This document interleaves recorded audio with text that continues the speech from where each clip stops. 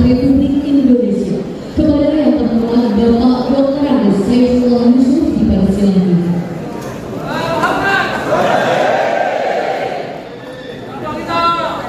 Assalamualaikum warahmatullahi wabarakatuh. Saya sambung puji syukur kepada Allah Subhanahu wa taala dan mengirim sholawat kepada Rasulullah SAW. Saya mohon izin, saya mulai dengan duduk, setelah itu berdiri, setelah itu duduk lagi. Biar acara kita ini ada istimewanya. Dan juga mudah-mudahan nanti apa yang menjadi keseluruhan dari apel yang tidak apel ini kan acaranya apel tapi nggak apel. Ini hanya ada di Kendal di acaranya. Agar acara apel yang tidak apel ini penuh berkah.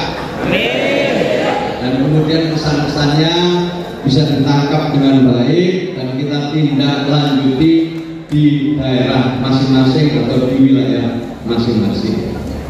Ya Rabbi bil Mustafa al-Imam qasidana wa filana nabaqya wasi'al karami wal habibul ladhi ya safatu likulli hawlina awali mulani maulaya salli wa sallim daiman abada ala habibika khairil khalqi kullihim maulaya salli wa sallim daiman abada ala habibika khairil khalqi kullihim maulaya salli wa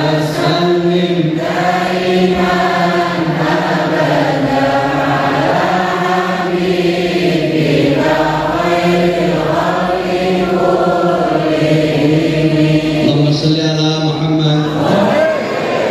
Allahumma salli ala Muhammad. Allahumma salli ala Muhammad. Bapak Ibu sekalian yang saya muliakan, saya baru kali ini lihat pidato ketua cabang NU itu sumpah beban lancar, dan saya baru tahu ternyata baru saja menang. Ada kali kalah nggak perlu sebenarnya. Pedot. Beliau ini Ibu Bupati itu sebelum Ibu dilantik tiap hari WA saya. Kalau nggak saya jawab lewat GMC. Banyak keluhan. Tapi setelah panjenengan dilantik tidak pernah lagi gitu. Kalau tahu, oh ternyata 30 miliar. Lalu tahu sekarang, ya alhamdulillah.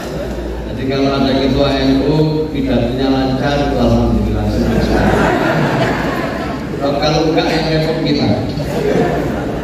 Yang kedua, kita bergembira hari ini Bapak Ibu sekalian difasilitasi oleh Ibu Bupati, Bapak Wakil Bupati, kita menyelenggarakan satu apel, ya, apel kader penggerak NU. Dengan halal bihalal. Kalau misalnya ini ada kegiatan lain mungkin 3 itu serta. Enggak ada yang cuma 2 ini. Kalau perlu tambah serta mengambil gerahan apa gitu. Jadi ini istimewa sekali dan sambutannya Ibu Bupati yang cukup jelas terarah, konkret. Jadi kalau di daerah saya itu namanya ini pejabat yang komunikasinya baik. Komunikasinya baik, teko, muni, dan menasi. Teko ambil muni, baru mulai nggak tepat itu. Komunikasi ini kurang tepat. Ini Bupati dan komunikasinya terus lancar sampai nanti periodenya selesai dan terpilih lagi. Dan tadi disebut ada kepala dinas sosial yang berlatar belakang Muhammadiyah. Nah, karena mau bicara Muhammadiyah saya tetap diri sekarang.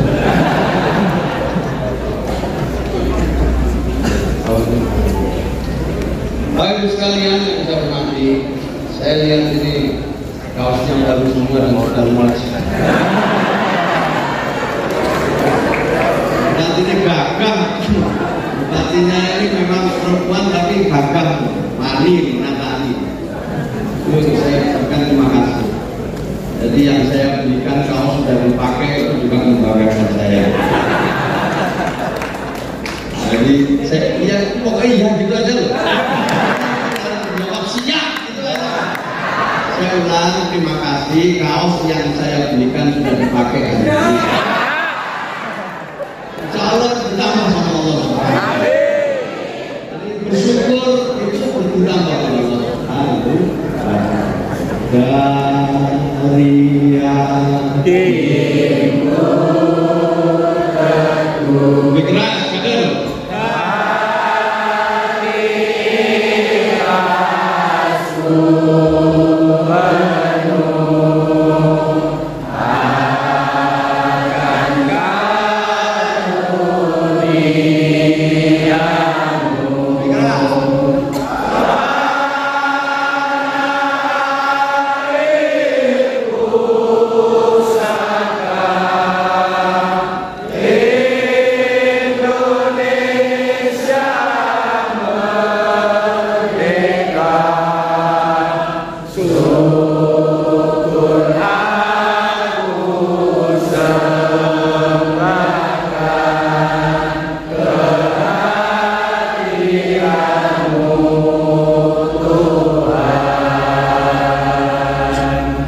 Gimana suaranya kader-kader bergerak Ibu Bupati?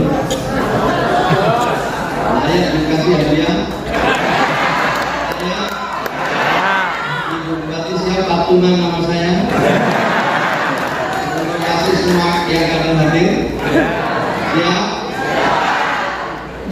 Yang ini banyak sekali nih, bro. Kalau dikasih yang laki-laki aja nggak enak sama yang perempuan. Kalau yang perempuan itu yang dikasih kayak jadi semua kita kasih satu paket doa. Ibu Bupatinya sudah stres kasih lagi. Apa lagi kita kasih doa. Pak Dandim, Kapolres yang saya hormati, Bapak Ibu sekalian dalam undangan tadi sudah disebut satu persatu oleh Ibu Bupati, jadi saya tidak akan mengulang, tapi semuanya mudah-mudahan dimuliakan oleh Allah. Hari ini kita tidak sekedar berkumpul, kita mengukuhkan sumpah di hadapan Allah Subhanahu wa Ta'ala, juga sumpah di hadapan bangsa dan sejarah, bahwa kita adalah kader-kader sejati Nahdlatul Ulama. Menjadi kader NU adalah menjadi penjaga peradaban. Maka itu, Bapak Ibu sekalian, kita harus menyadari bahwa kita membawa warisan besar dari para muassis kita, para pendiri Jam'iyah Nahdlatul Ulama. Para kiai kita mewariskan kepada kita Islam yang santun, nasionalisme yang kuat, dan jiwa yang inovatif. Ini yang harus digarisbawahi oleh para kader. Dan sekarang, alhamdulillah, selesai mengikuti satu proses kaderisasi di lingkungan Nahdlatul Ulama. Hari ini di Tanah Kendal dengan Bupati, Wakil Bupati, tamu undangan yang penuh berkah ini berkumpul bukan sekedar berbaris atau mendengarkan pidato. Hari ini kita berkumpul untuk menyatakan satu hal. Kita siap menjadi kader NU sejati yang menggerakkan bangsa, yang menggerakkan umat, yang menggerakkan warga NU. Kader NU bukan sekedar nama di daftar keanggotaan. Kader NU adalah jiwa yang berakar pada akidah Ahlus Sunnah wal Jamaah, bertumbuh dalam tradisi ulama, berbuah dalam kerja nyata untuk umat dan bangsa. Kader NU adalah benteng, bukan hanya benteng agama, tapi juga benteng kebangsaan.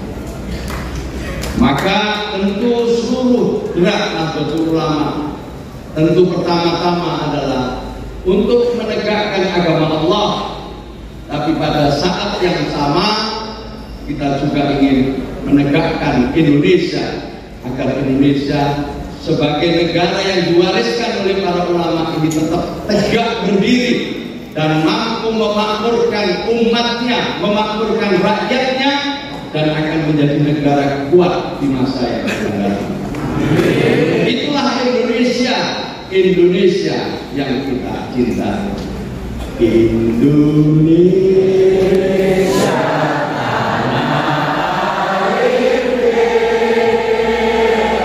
lebih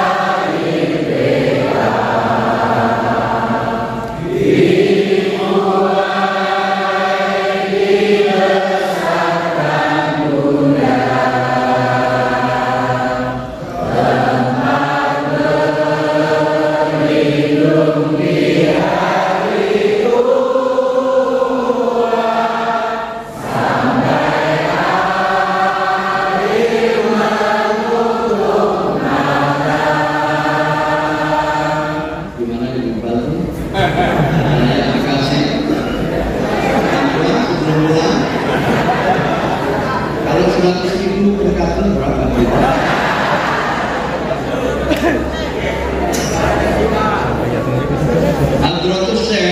Kiai Haji Hasyim Asy'ari, muassis sekaligus Rais Akbar kita, berpesan, siapa yang mencintai tanah airnya, ia bagian dari imannya. Beliau menanamkan dalam bahwa membela Indonesia adalah bagian dari syariat.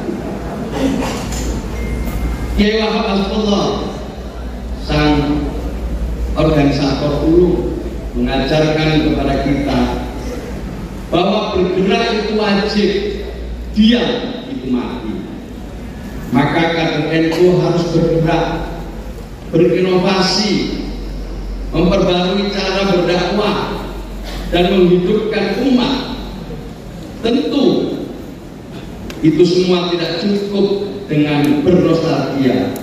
Kita harus menjemput masa depan dengan kerja nyata.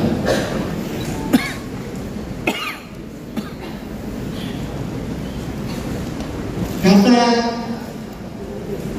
Kiai Bisri Samsudin, Rais Am berikutnya setelah bawah. Jadi Mbak Bisri itu pernah terpilih menjadi Rais Am tahun 71 di tengah-tengah bawah gerak sakit, terpilih dia. Setelah terpilih, beliau kembalikan kepada bawah karena beliau tidak sanggup untuk menjadi Rais Am sebelum bawa wafat atau kembali kepada Allah.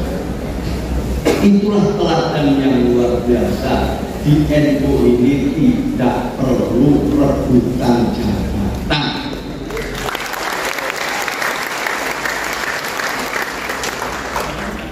Kita para kader-kader ini harus sadar, tanpa kita pun NU akan tetap hidup, NU akan terus berkembang, karena jamiah kita ini didirikan dan dikawal langsung oleh para wali-wali Allah, para kekasih-kekasih Allah yang telah memilih hidup takut kepada Allah daripada kepada yang lainnya.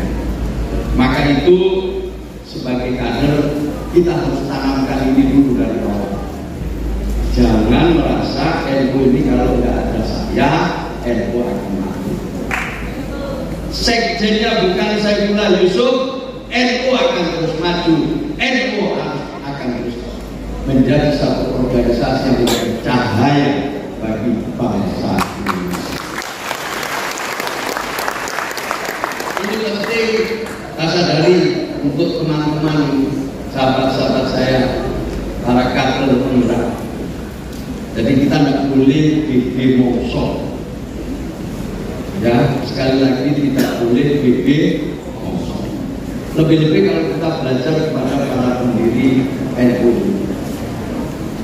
Yang dipilih itu NU. Kalau yang membuat saya mungkin Nahdlatul Ulama, biar pencitraan agak keren lah Nahdlatul Ulama. Tapi beliau memilih Nahdlatul Ulama,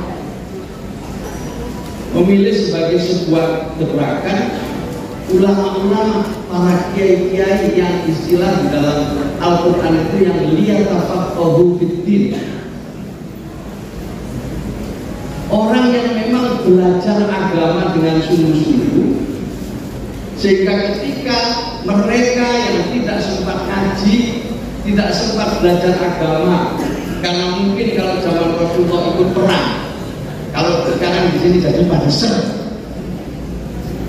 itu bisa belajar kepada orang yang memang belajar agama, sehingga jawaban-jawabannya itu bisa dipertanggungjawabkan. Maka dipilihlah Nahdlatul Ulama. Nah, hari ini menurut survei, setelah 100 tahun Indonesia didirikan oleh para muassis, pengikutnya sudah lebih dari 140 juta menurut survei. Dan orang di luar sana pakai Mujib Rahman tanya, kok hebat betul Indonesia itu ada organisasi ulama yang anggotanya 140 juta.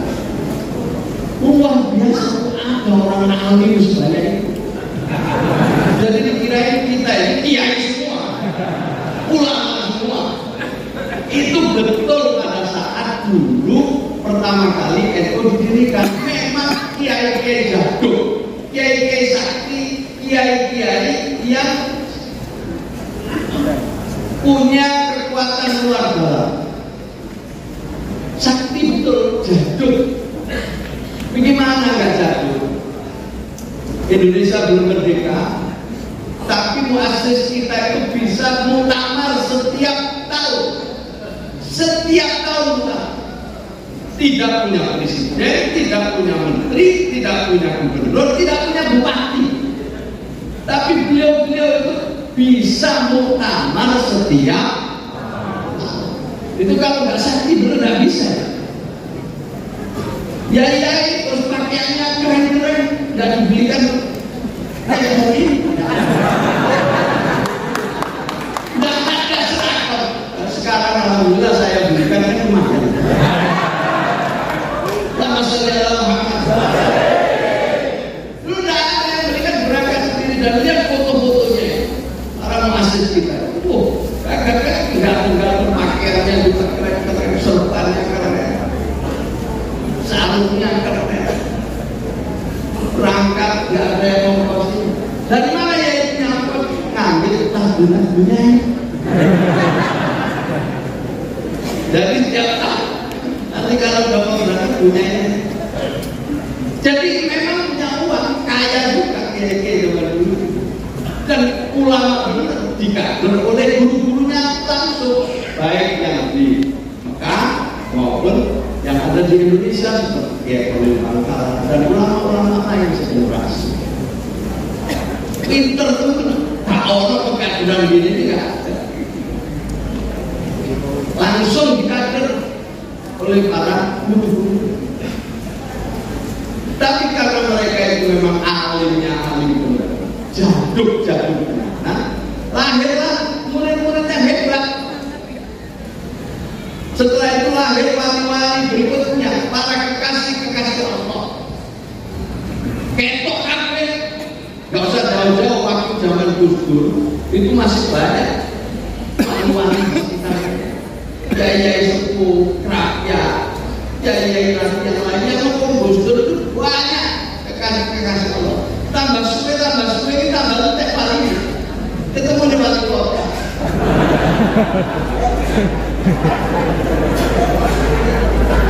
Ketemu di wali kota, ketemu wali kota Makassar dan ada sekjen. Mungkin nggak nampak, ada wali di sekitar kita nggak nampak, tapi zaman dulu itu masih kelihatan. Makin lama makin tidak.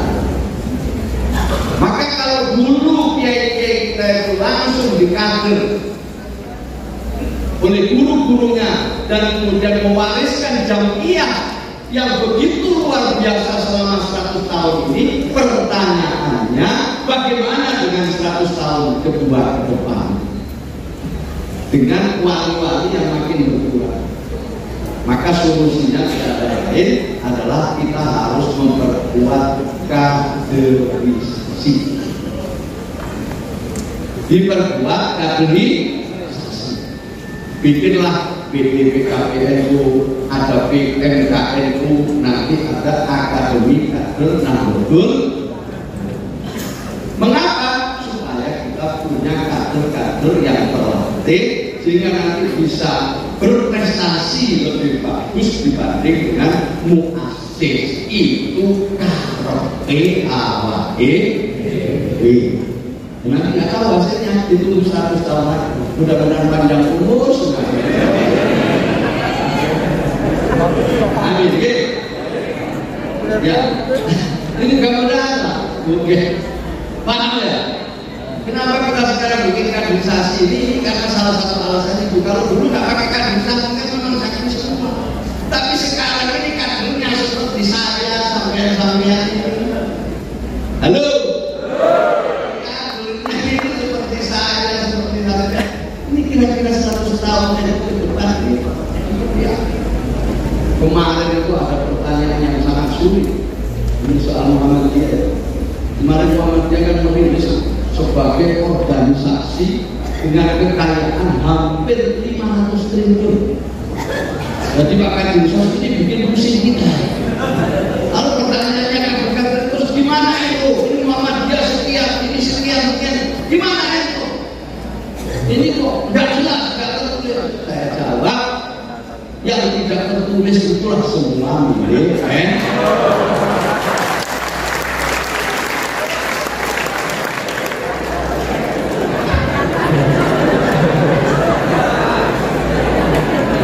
Halo, ini repot sekali.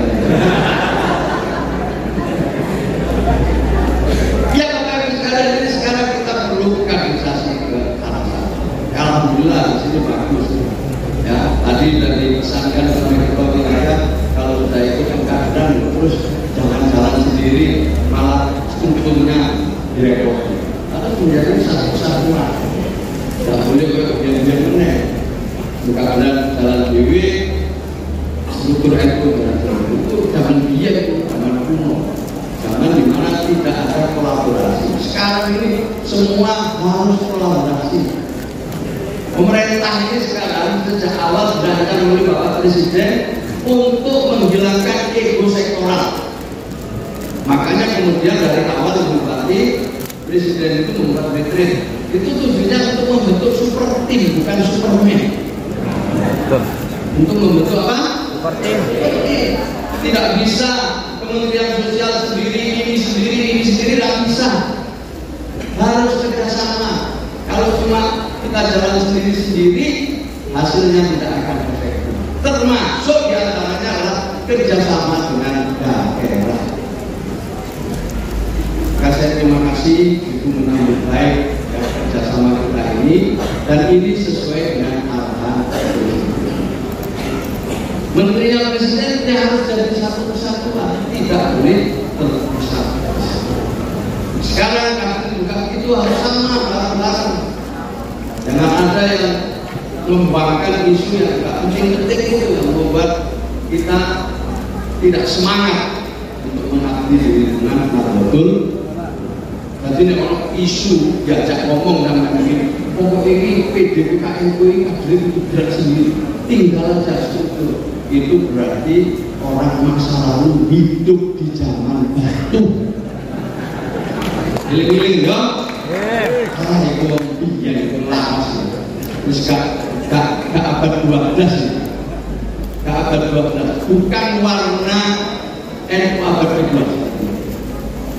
Kita harus konkret ke depan. Pak Ketua, kategori rumah sakit bikin statusnya jelas dari awal. Jangan sampai ini nanti seperti di tempat-tempat lain jadi yayasan, lalu terpisah dengan itu. Itu jangan batu. Lewati sekarang kalau mau bikin rumah sakit, niatnya bikin rumah sakit yang besar untuk umat, untuk warga Kendal, tidak hanya warga NU, dan kepemilikannya jelas memang milik perkumpulan Nahdlatul Ulama. Ibu Bupati, kalau mau nyumbang, nanti ditanya dulu dokumennya ya. Ini atas nama yayasan apa atas nama perkumpulan? Kalau atas nama yayasan, jangan dikasih. Jangan dikasih. Jadi perintah PBN. Dan juga yang kedua, kalau PBN ke daerah, jangan dikasih juga. Jadi kalau ada PBN itu siapapun lah, Rocky Islam, ketua umum saya atau personil PBN itu seperti Pak Lukman Hakim ini, wakil sekjen itu, kalau kunjungan ke daerah dilarang untuk diberi apapun oleh siapa. Diberi PB pengurus besar pengurus kecil. Bisa, pokoknya sampai kadang-kadang kalau ada undang PBNU, apakah lembaga, apakah pengurus harian, atau sampai ketua umum, jangan diberi apapun. Transport, terus istilah besar itu tidak perlu untuk PBNU. Kecuali cuma undang pengajian, ya, undang tol, ya, kayak orang itu. Tapi kalau organisasi seperti ini, saya atau siapapun jangan dikasih apapun nggak tahu. Kalau daerahnya itu kata sekjen sudah ada peraturannya di PBNU yang menanggung menjamin personil PBNU yang ke daerah urusan organisasi sepenuhnya ditanggung oleh PBNU. Jelas betul. Jadi saya kan nggak usah sibuk-sibuk, karena itu kayak apa gitu. Usah kayak apa, terus kayak ngomong kan. Jelas ya? Jadi itu juga gitu nanti. Bu, saya mohon ini statusnya dijelas. Saya udah pusing dengan PBNU yang lain itu ngurusi status tanah milik NU yang di atas namakan yayasan. Bukan salah mereka yang membuat yayasan, karena memang dulu perkumpulan ini tidak boleh memiliki aset. Maka itu kemudian dipindah ke yayasan-yayasan. Setelah pindah dari yayasan, sebagian bermasalah, sebagian alhamdulillah bisa diselesaikan. Ini ngomong jujur apa ini. Maka itu kemudian asetnya NU tidak bisa dicatat. Asetnya NU tidak bisa dicatat seperti Muhammadiyah yang sudah tertik sudah. Kan ya Pak Kadinso sampaikan tadi. NU ternyata lebih yakin bahwa itu ya. Masuk gak bener ngomong ya Pak. Jelas ya? Jelas itu Pak. Jadi kita ke depan harus lebih baik lagi. Nah kembali ke pesannya Mbak Bisri, Rois Am ketiga. Jadi Rois Akbarnya itu Yai Hasim, kemudian dilanjutkan Maulana, proses ketiga ini Mbak Bisri satu. Bisri itu dengan ya masih dekat lah, boleh dipisahkan. Keduanya harus saling menguatkan. Maka Kadin NU harus menjadi benteng tegaknya agama di bumi Indonesia, sambil menjaga utuhnya negara Kesatuan Republik Indonesia. Bapak Ibu dan saudara-saudara sekalian yang saya hormati, kita mencintai Indonesia bukan karena kebetulan lahir di sini, tetapi karena Indonesia adalah titipan Allah, medan juang para ulama, arena pengabdian kita. Indonesia adalah rumah besar kita. Menjaganya adalah ibadah, membangunnya adalah jihad. Bapak Ibu dan saudara-saudara sekalian yang saya hormati, untuk itu saya titipkan kepada para kader penggerak itu, sebagaimana apa yang disampaikan oleh Kiai Muhammad Rasulullah, harus bergerak. Makanya namanya penggerak. Tadi lagu itu juga karangan bahwa Rasulullah tadi. Nah, maka saya ingin pada teman-teman ini memahami dengan baik apa yang sudah menjadi titipan dari para mahasiswa.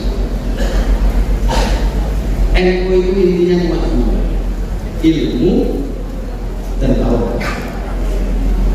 Ilmu dan barokah ini lurus. Kalau ilmu ya oleh barokah, kalau barokah ya oleh ilmu. Iso oleh lurus ini ilmu dan barokah. Wong nek urip barokah itu nikmat banget. Ziyadah kebaikannya terus bertambah. Makanya yang unik loro ilmu dan kadang-kadang soal ini ilmu dan lek kabeh iki gawe ilmu gak ono sing kuat-kuat. Gak ono kuat-kuat. Kaya saiki gegeran asap barang itu wis biyen kayak diskusi dan lama. Tidak hanya sekarang aja ada medsos dan orang sekali iyo. Terus dia perdebatan itu sudah ada. Bukan sekarang saya itu bedanya wani iyo. Dia itu sudah tahu semua, sudah tahu dari kabinnya itu. Dia pelan-pelan ada yang untuk umum, ada yang tidak. Contohnya kayak ini pembelajaran untuk sini aja. Dan kita tahu para nabi itu sahabat-sahabat itu kan ya begitu. Tapi yai kan nggak mau membahas itu karena semua adalah sahabat. Biasa melok-melok ilmu buka Halo. Ini kan soal akhlak nih. Ini soal akhlak. Saya kira ya tantang. Bahkan sampai membawa organisasi. Jadi wis kabeh iki ada keyakinan pelajari ilmunya dengan baik dan ada perbedaan jadi kita enak. Udah NU ini perbedaan total. Saya sering cerita terawih itu aja ya kita berbeda-beda itu. Ada yang berpendapat baik itu 36, ada yang 11, ada yang merasa Ansor itu nggak terawih nggak apa. Tapi asal mayoritas kiai itu kan bersepakat untuk 29. Maka yang jadi pedoman kita adalah asal. Apa tidak ada perbedaan? Berbeda, tapi saling menghormati umat. Terawihnya 29. Enak loh, tidak usah susah-susah. Misalnya hari-hari Idul Fitri, ada loh kiai-kiai itu yang coba bagaimana dia. Dan kiai-kiai kemenangan bukan kiai-kiai. Cuma tidak diumumkan karena sahabat ulama menyatakan menunggu keputusan pemerintah. Tapi ada pondok itu yang bertanya lalu dengan mengerti. Tapi ya wis kan itu tentu tidak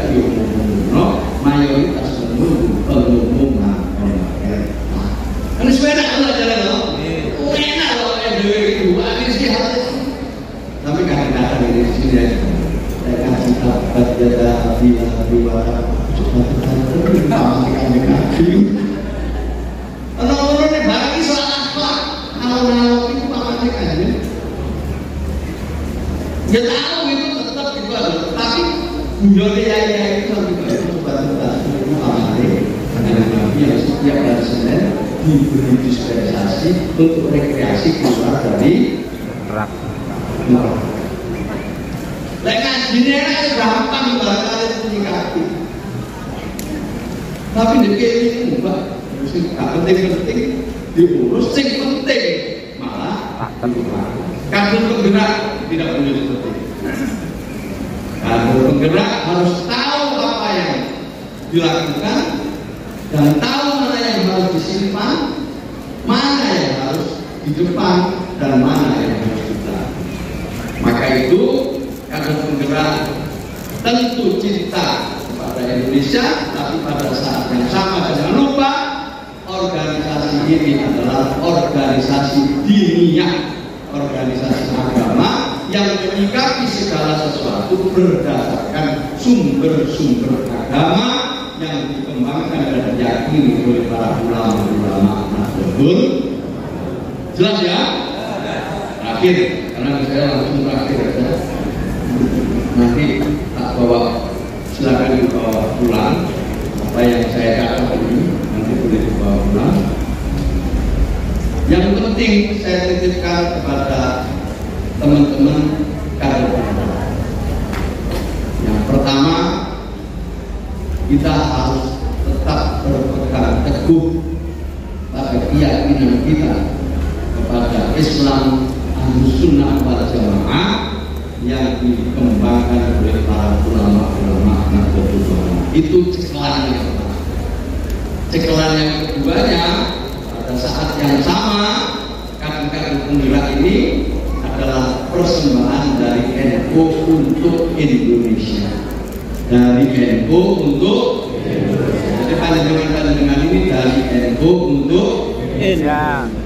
Yang ketiga, terakhir, Bapak Ibu sekalian, saya ingin kader-kader penggerak ini terus berinovasi, melakukan kegiatan-kegiatan sesuai dengan kebutuhan di daerah masing-masing. Manfaatkan semua kesempatan yang ada. Syukur-syukur alhamdulillah Kabupaten Kendal punya bupati dan wakil bupati yang punya komitmen tinggi terhadap Nahdlatul.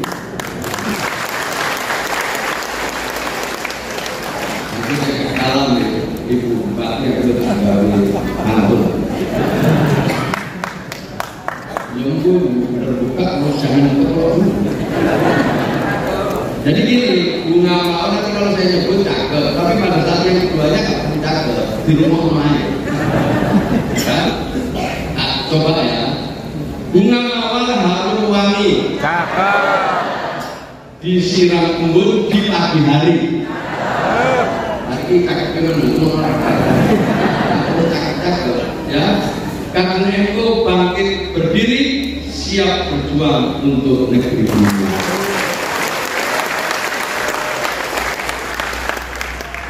Inilah para kiai, Bapak Ibu sekalian yang ingin saya sampaikan pada kesempatan ini. Terima kasih atas perhatiannya. Terima kasih atas kesediaannya untuk mengikuti proses kaderisasi. Tingkatkan nanti kalau ada kesempatan juga kalau bisa ikut PMK. Ini kan PDPK itu ya. Nanti ikut PMK. Siap nih? Siap ya? Muslimah, mana katanya? Apa?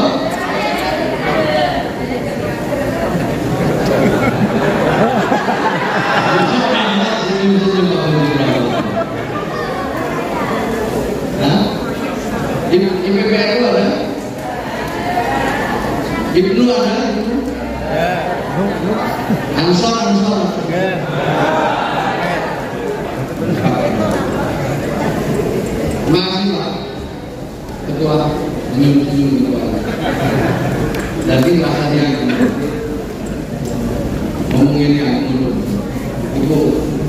Bupati itu KTP waktu Gus 15 tahun yang lalu. Ya benar pernah jadi Pak. Satu periode. Kenapa Pak? Hah?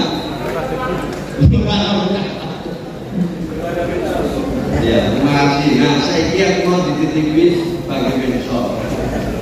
Bu. Jadi kita punya yang dari data terakhir data ada ini Bu. Jadi ada bantuan sosial dari pemerintah pusat ke daerah. Ini juga sudah diberi atensi oleh Presiden. Jadi sudah diberi atensi oleh Presiden. Bukan ini nanti aja. Nanti kasih tahu. Nah ini Bu, saya mau panggil duduk boleh ya? Jadi ini saya untuk kami mengumpul karena disebut-sebut sebagai menteri sosial. Jadi ini subsidi yang dari pemerintah pusat dan ini jadi perhatian Presiden itu ada 504 triliun untuk PKH, untuk sembako, untuk pendidikan. Indonesia Pintar, subsidi gas 3 kg, BBM, listrik, bansos dan subsidi lainnya pada 2017. Amin ini adalah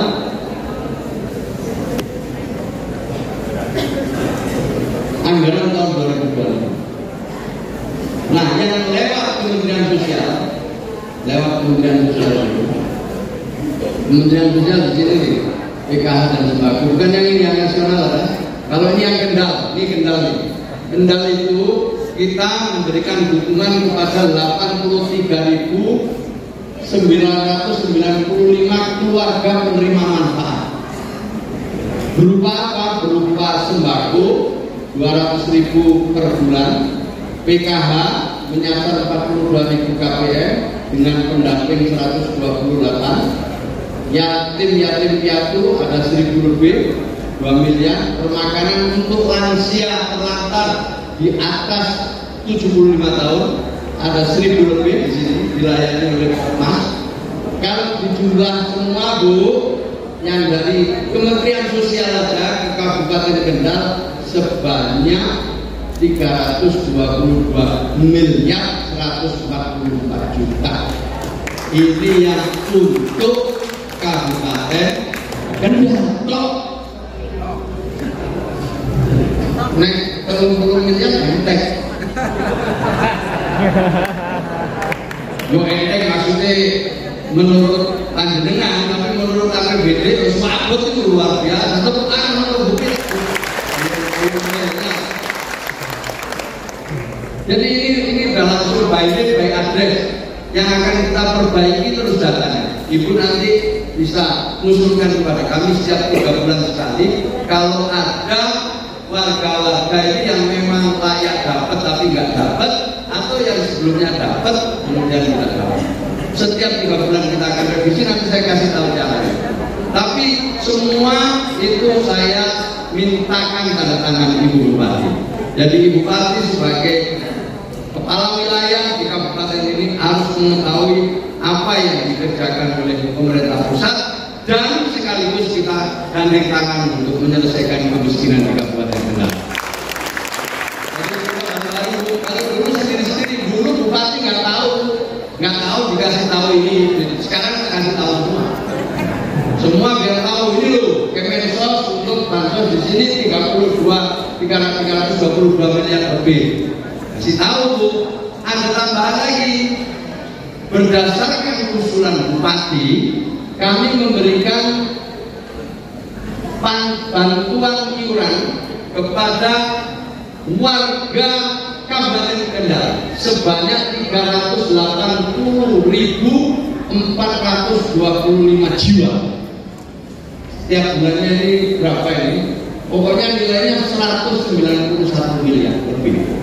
Jadi setiap tahun kita memberikan dukungan kepada 380 menjadi anggota BPJS BPJS Kesehatan. Ibu jumlah penduduknya berapa? Jumlah penduduknya berapa? 1.054.000, berarti 30% warga ibu itu kita beri dukungan 191 miliar. Siapa 380.000 lebih itu adalah usulan bupati. Untuk tahun 2026 saya tunggu usulannya itu Pak. Tapi mengacu kepada data tunggal sosial ekonomi nasional. Tidak boleh ibu mengusulkan tim suksesnya, tidak boleh. Kemudian pilih-pilih karena NU dikasih, tidak bisa. Harus masuk ke data tunggal sosial ekonomi nasional, sama itu di ranking, setelah itu tanda tangani, kirim ke kami, akan kami teruskan. Saya tanda tangani seluruh nasional ini ada 96 juta lebih jiwa, kita kirim ke Kementerian Kesehatan, 4 triliun lebih dibayar ke BPJS Kesehatan setiap tahun. Jadi Bu, kalau ini ditambah ini, itu sudah 1,5 triliun lebih program Kementerian Sosial yang masuk ke kabupaten. Jadi saya jalan ini 1,5 triliun. Allahumma sholli ala Muhammad. Maka itu saya ajak sekarang bupati dan seluruh kader-kader NU di Kabupaten Kendal. Ayo kita sukseskan program bansos. Kawal supaya tepat sasaran dan bermanfaat sesuai dengan program yang kita lakukan. Karena bantuan semua ini adalah bantuan bersyarat, bukan bantuan asal bantuan. Kita kirim 5 juta setiap tahun dari tuku rokok. Tidak boleh. Ada peruntukan untuk beli asupan ibu hamil, asupan anak-anak, untuk anak ongkos sekolah. Udah jelas peruntukannya, tidak bisa digunakan sembarangan. Semua bantuan yang kita berikan, semua itu bersyarat dan jelas peruntukannya. Apalagi bantuan dibuat judi online, itu jelas. Sampai dilarang oleh negara, dilarang oleh agama. Maka itu supaya tepat sasaran didampingi. Setiap 300 orang atau 300 keluarga program PKH didampingi oleh satu. Kita punya 128. Bisa jadi di antaranya ini ada kader-kader NU. Ada yang hadir di sini yang juga pendamping PKH, ada? Ada nggak? Tidak ada sama sekali. Nggak ada? Ya Allah.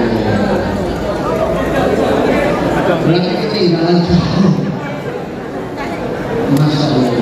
Ini harus ada, tapi ini sudah dimiliki lama sekali sebelum saya. Tagana ada, TKSK ada. Jelas ya? Bu, Pak? Jelas ya? Jadi Presiden ini punya atensi yang luar biasa kepada keluarga yang kurang mampu dengan program-program yang begitu banyak. Oleh karena itu doakan Presiden kita sehat, dukung program-programnya, biar nanti Bapak Ibu sekalian Indonesia rakyatnya makin makmur. Dimulai dengan setiap tahun ada warga yang naik kelas. Yang apa? Yang naik panjenengan kedah. Ingat bahasa Jawa. Ini kasar ngantuk. Emot. Kedah emot ampun ngantos kesupen.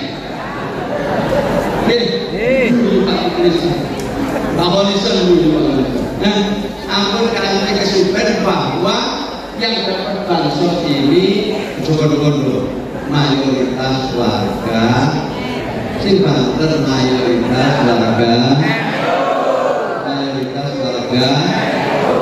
Kalian kemarin kita ini kader-kader demokrasi. Lazislu sebagai gaya sing diurus Lumajang, bencana Rono, warga Dewi tak diurus. Lazislu tinggal sebagai gaya ngurus Palestina. Kaduan,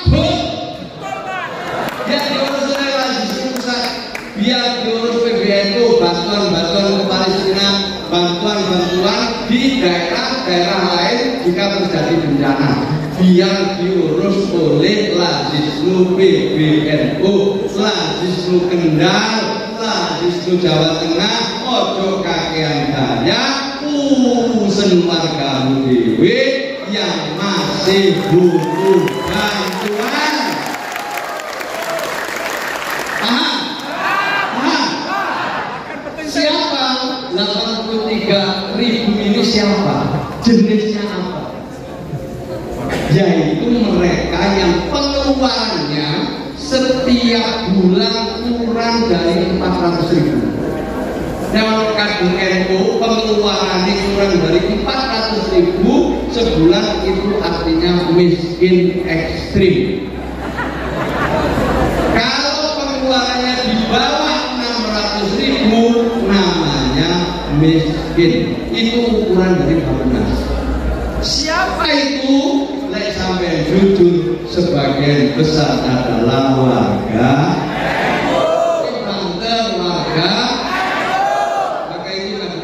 gerak. Ojo kakek gaya gato. Lihat di sekitar panjenengan, lihat di desa panjenengan. Caranya melihat apa?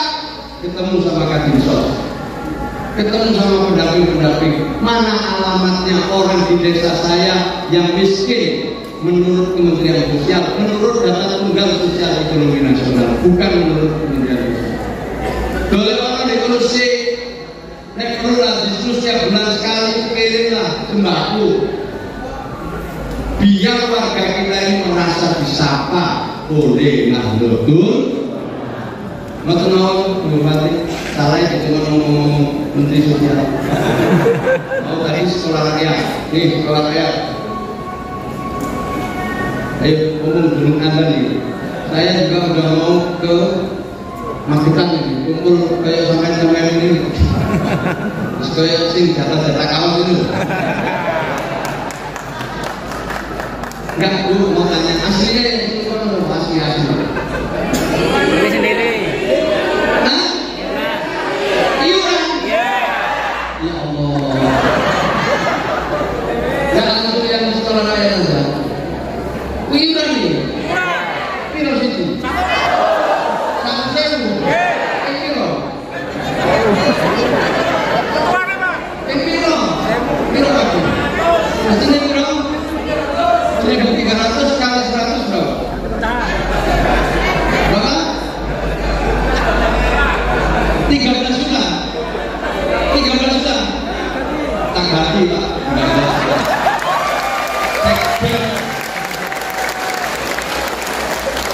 Ya isi apa bupati ini 30 miliar. Kamu urusan saya itu. Aku duit bendara umum. Ya Pak ya, sudah. Jadi tambah yuk. Itu malah kurang Gus, ternyata 15 juta. Apa? 130 Pak. 130 kan sama sih. Waktu matematikanya gak perlu. Siap beli Pak. Saya 130 tapi kira saya 15 juta. Tapi untuk baru ini lah baru kira. Saya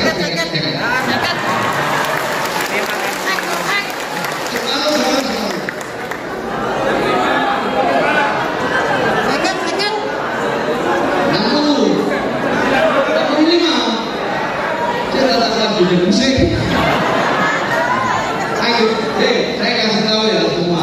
Jadi menteri itu adalah seperti zaman Orde Baru. Main cawu, main ini bisa. Sekarang itu semua bantuan harus direncanakan setahun sebelumnya. Maka Ibu Bupati ini tadi nanti juga mau merencanakan untuk tahun berikutnya. Gak mungkin saja sekarang 30 miliar sekarang tak kasih, kecuali kalau sudah dianggarkan oleh pada tahun 2024. 30 miliar itu harus dianggarkan setahun sebelumnya. Dan iso besarnya saya ini jalur saya ini oleh itu bupati zaman dia itu ada belum barang-barang gitu. Ini tidak bisa sekarang ini. Angel Pak. Jadi menteri saya ini sakit. Korupsi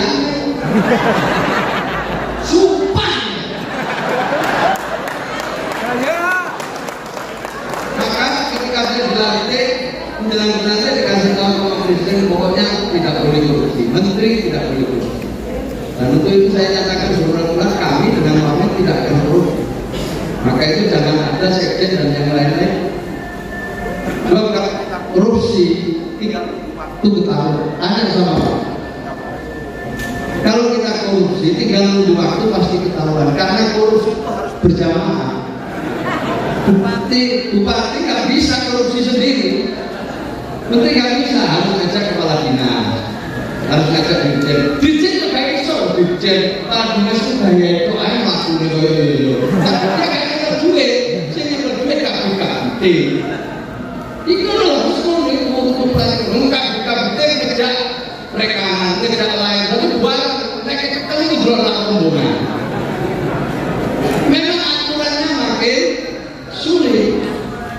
Jadi udah gak zamannya otak-atik APBD, otak-atik APBN. Maka Presiden berulang-ulang mengatakan sudah, salah satu penyakit bangsa ini korupsi itu harus ditekan. Karena itu yang menghambat kemajuan, menghambat kemakmuran. Prioritas kritis saya soal korupsi. Maka ya bupati saya, rekam saya mungkin bupati saya sudah iso lagi otak-atik APBD zaman sampai jadi wakil bupati dia ya.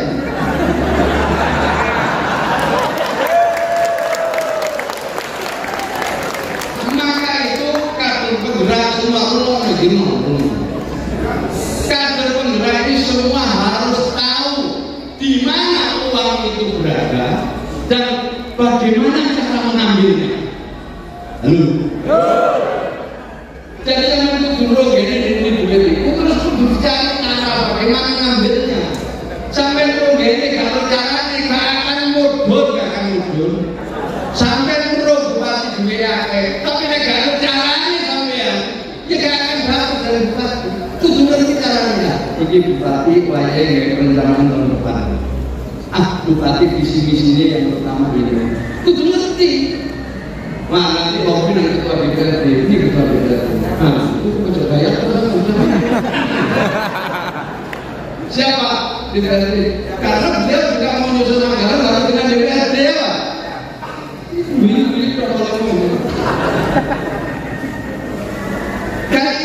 Harus tahu ya caranya. Orang menteri dulu itu kayak proposal.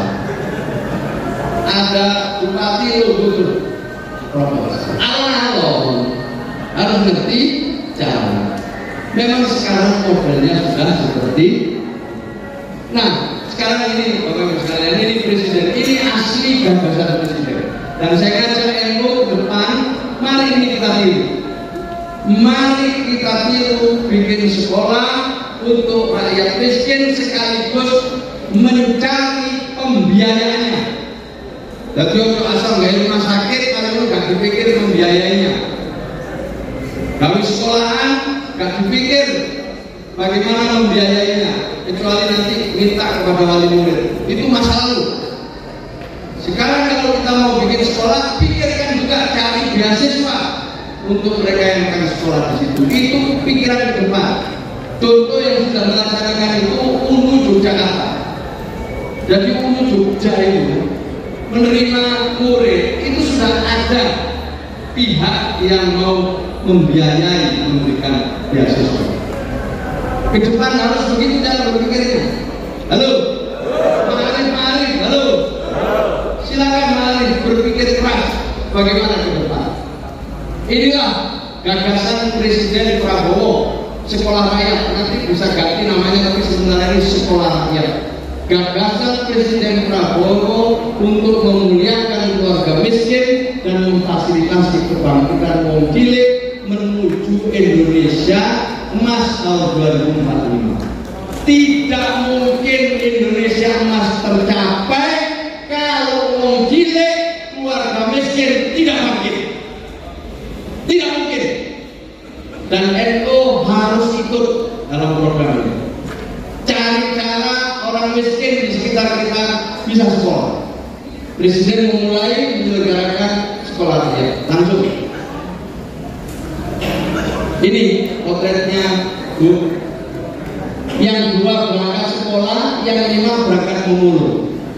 Mereka adalah orang Indonesia, lahir di tanah Indonesia, lahir di Kendal, 500 meter dari kantor bupati. Allahu Akbar. 100 meter dari kantor cabang Nahdlatul Ulama. Mereka ini orang miskin, dan kata Pak Nuh itu ketua formatur sekolah saya. Kata Pak Nuh itu dagang melarat itu gak enak. Nemen gak enak dagang melarat. Nah, rumah sakit BPJS kesehatan kok kan asli di bumi. Dingel-ngel. Pokoknya gak enak. Belas kecuali dungone sembarangan. Ini jaminan kita Gusti Allah itu. Maka jangan sampai mereka mengacu kepada Allah. Jangan sampai mereka sambat nang Gusti Allah karena NU tidak peduli sama mereka. Lebih baik kita ambil inisiatif supaya doa ini gak sampai langsung kepada Allah Subhanahu wa Ta'ala. Maka ini sama lihat ini masih ada di sekitar kita. Ini presiden yang luar biasa dia lihat ini. Berikutnya,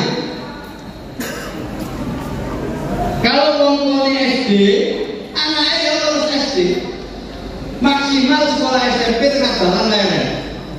Ini Bu statistik yang benar, bukan saya. Ini statistiknya. Artinya, bapak melarat, ibu melarat, oleh desa melarat. Akhirnya anak ambil mangkune, ibu putu. Namanya miskin keturunan. Maka kata presiden tidak boleh terus menerus. Salah satu cara untuk memutus mata rantai kemiskinan adalah dengan pendidikan. Ini cara yang paling terpuji, cara yang terbaik lewat pendidikan. Lanjut, singkat saya itu akhirnya sampean. Ini sekolah rakyat, ini tugas bupati ada lengkap. Nanti akhirnya itu dengan dasar cerita ini sudah ada yang ketinggalan sampean. Terima kasih ya Tuhan. Gambarnya ini gambar. Saya mau pameri. Ini nanti gurunya yang lulus ya Ibu Bupati, siswanya yang sudah sekolah di sini, siapapun tidak ada tes akademik, pokoknya sehat, akreditasi lulus, ono gede, melbu, mental tangan Bupati. Ini nanti ruang kelasnya ini. Ayo kalian bangkit dipikirin sekolah dulu. Nanti di setiap kabupaten ada sekolah rakyat dengan fasilitas internasional seperti ini. Untuk siapa? Untuk mereka yang miskin. Anak bupati, gak oleh. Anak kepala dinas, gak oleh. Konco-koncone gak oleh. Yang oleh adalah miskin ekstrim yang masuk desil 1. Desil 1 itu adalah 10% masyarakat terbawah. Datanya sudah ada, baiknya by address termasuk foto rumahnya lengkap.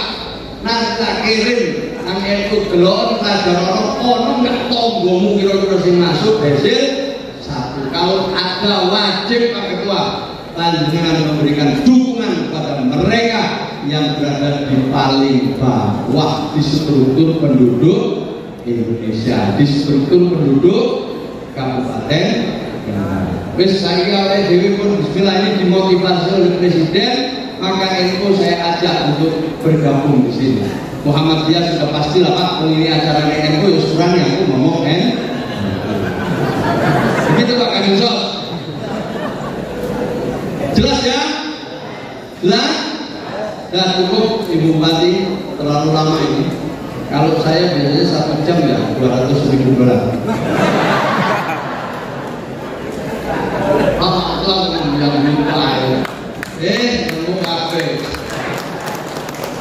Siapa kita?